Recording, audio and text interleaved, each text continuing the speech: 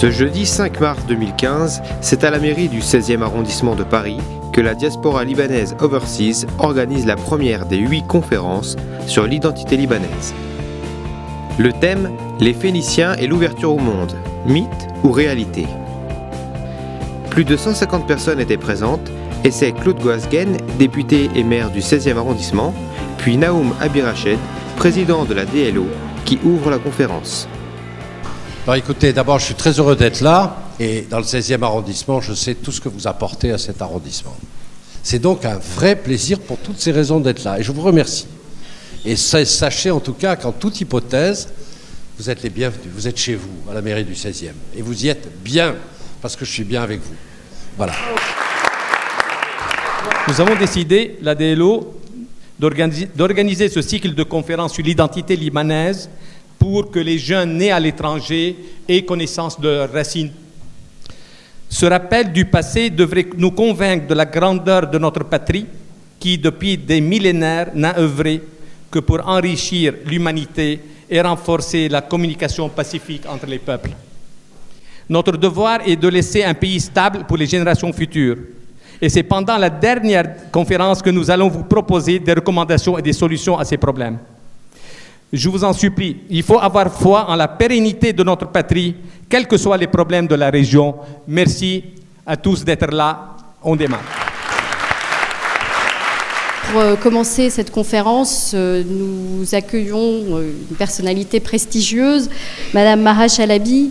Je crois que c'est une mission impossible de pouvoir, vous devez deviner, de résumer en quelques minutes l'histoire de la ville phénicienne qu'est Tyr, cette histoire qui est le miroir de l'histoire de toutes les grandes cités phéniciennes, mais avec, pour Tyr, une teinte de grandeur spécifique à la mer de Carthage.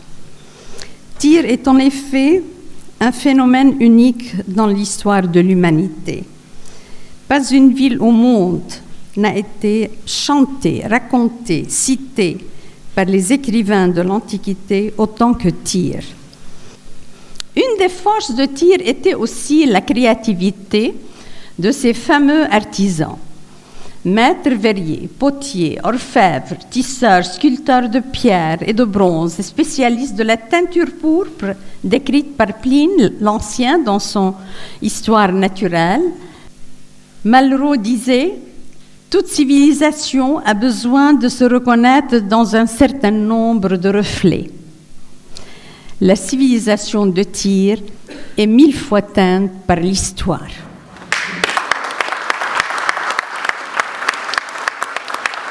Nous allons maintenant avancer vers une question plus historique, des questions plus historiques sur les Phéniciens avec Madame Jimmy Dakash. Et je voudrais parler des cités-États phéniciennes, leur organisation étatique et leur politique régionale.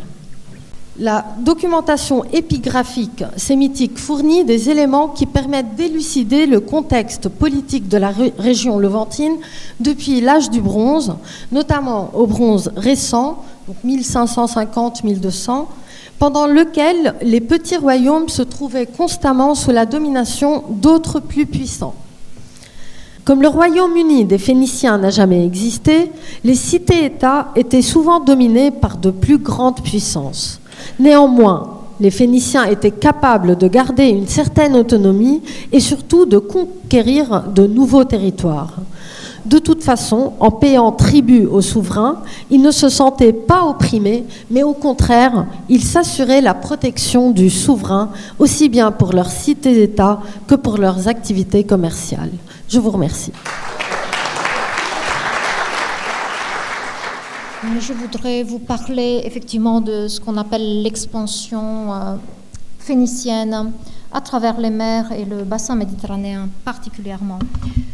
À la recherche des matières premières, les Phéniciens ont organisé des expéditions maritimes dès les XIIe et XIe siècles, à la fin du bronze récent, en poussant leurs explorations jusqu'aux mers de l'Ouest, à mesure que la navigation qui devait suivre à ses débuts surtout l'axe nord-sud Leur expansion et la fondation des cités sont liées à la recherche de nouveaux marchés et du besoin de contrôler des routes maritimes menant aux sources d'approvisionnement.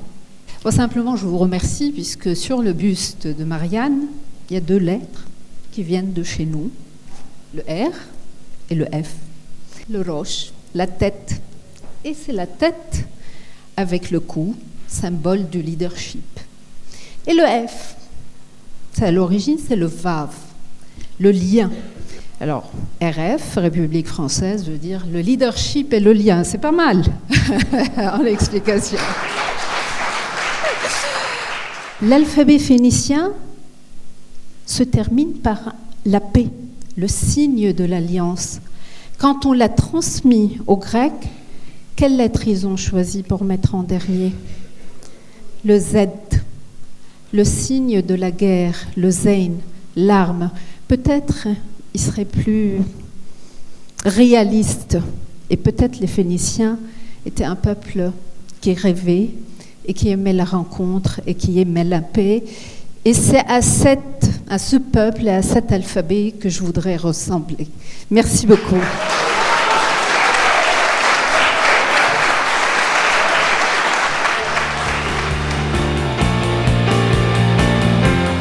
Vous avez évoqué le génie des transports. Ma question toute simple. Est-ce que les Phéniciens ont habité la... Qui a été des très remarquables négociateurs. Mes amis, merci tous d'être venus ce soir. J'espère que c'était très intéressant. Je voudrais vous rappeler qu'on a 8 conférences sur l'identité libanaise. Je vous donne rendez-vous le 28 mai pour la période médiévale et classique et le 25 juin pour la période ottomane.